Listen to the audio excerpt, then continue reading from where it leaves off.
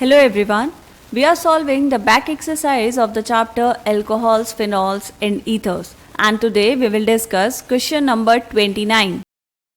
So the question says, explain the fact that in aryl alkyl ethers, the alkoxy group activates the benzene ring towards electrophilic substitution and it directs the incoming substituents to ortho and para positions in benzene ring. क्या बताना है आपको कि जो aryl alkyl ethers होते हैं, aryl alkyl ethers का मतलब क्या है बेटा, यहाँ पर ये बनाई आपने बेंजीन रिंग, इस बेंजीन रिंग में यहाँ पर है ऑक्सीजन और यहाँ पर है कोई भी alkyl group. These are the aryl alkyl ethers. ठीक है, इसमें आपको बताना है कि ये जो एल्कोक्सी ग्रुप है इसने एक्टिवेट किया है बेंजीन रिंग को टुवर्ड्स इलेक्ट्रोफिलिक सब्स्टिट्यूशन. ठीक, कैसे बता सकते हैं?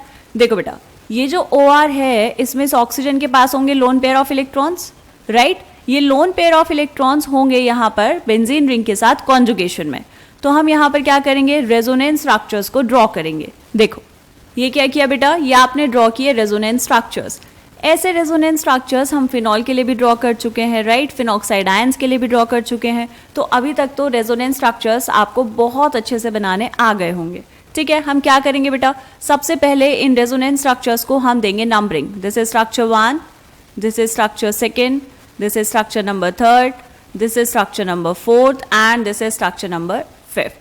अब देखो कैसे बनाए स्ट्रक्चर्स. ये जो था OR, इसमें यहाँ पर है ऑक्सीजन के पास लोन पेयर ऑफ इलेक्ट्रॉन्स, तो यहाँ पर रेजोनेंस और ये डबल बॉन्ड शिफ्ट हो जाएगा यहाँ ऑर्थो पोजिशन पर.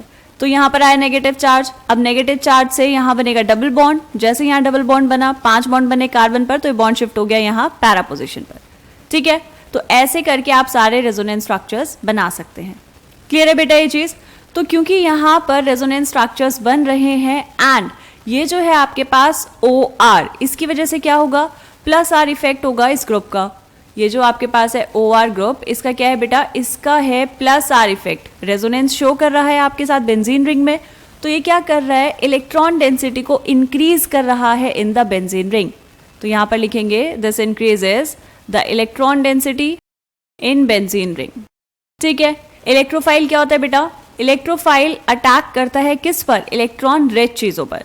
ऐसा क्यों? इलेक्ट्रोफाइल का मतलब होता है इलेक्ट्रॉन डेफिशिएंट, उसको इलेक्ट्रॉन रिच स्पीशीज चाहिए. तो क्योंकि यहाँ पर आप देखेंगे ध्यान से कि इलेक्ट्रॉन डेंसिटी बढ़ गई है बेंजीन रिंग में, तो अब जो आपके पास इलेक्ट्रोफाइल होगा वो आसानी से अटैक कर पाएगा बेंजीन रिंग के ऊपर, राइट. इसीलिए हम कहते हैं कि जो ये एल्कोक्सी ग्रुप है आपके पास, इसने क्या किया बेटा, एक्टिवेट कर दिया है बेंजीन रिंग को टुवर्ड्स इलेक्ट्रोफिलिक सब्स्टिट्यूशन. क्लियर है, ये वाली बात समझ आई?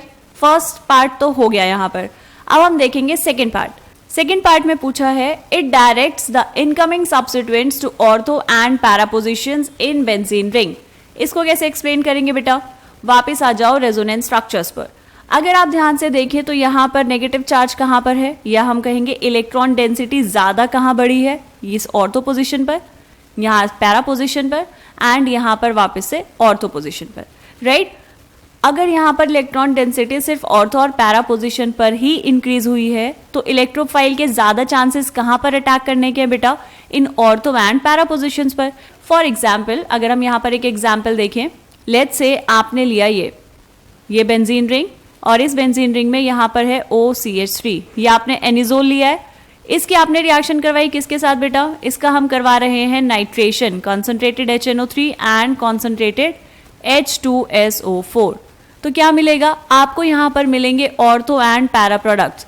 बेंजीन रिंग, यहाँ पर OCH3 ऑर्थो पोजीशन पर, या फिर हम कहेंगे पहले पैरा पोजीशन पर आएगा NO2 एंड यहाँ पर क्या होगा बेटा, ये बेंजीन रिंग में OCH3 ऑर्थो पोजीशन पर आएगा NO2.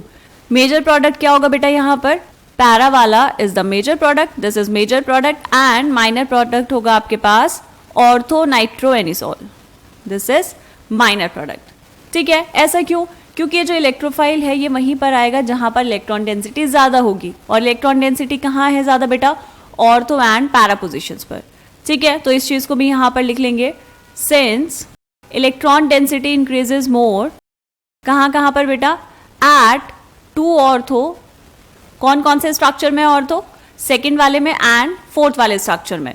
2 ortho positions and 1 para position. Therefore, electrophile will attack at that position, या फिर हम कहेंगे electrophilic substitution. Electrophilic substitution mainly occurs at that positions. ठीक है, बात समझ आ गई बेटा? ये बस इतना सा काम करना था यहाँ पर आपको. एराइल एल्काइल ईथर्स के रेजोनेटिंग स्ट्रक्चर्स बनाने थे. यहाँ से हमें पता चलेगा कि इलेक्ट्रॉन डेंसिटी इंक्रीज हुई है in the benzene ring, therefore electrophilic substitution आसान होगा बेंजीन रिंग पे अब कराना. एंड दूसरी चीज क्या पता चली बेटा, जो इलेक्ट्रॉन डेंसिटी है वो ज्यादा इंक्रीज हुई है at ortho and para positions as compared to meta position. इसीलिए जो इनकमिंग इलेक्ट्रोफाइल होगा वो या तो ऑर्थो पोजिशन पर जाएगा या फिर पैरा पोजिशन पर. ठीक है, चलो मिलते हैं नेक्स्ट क्वेश्चन में. तब तक के लिए बाय बाय.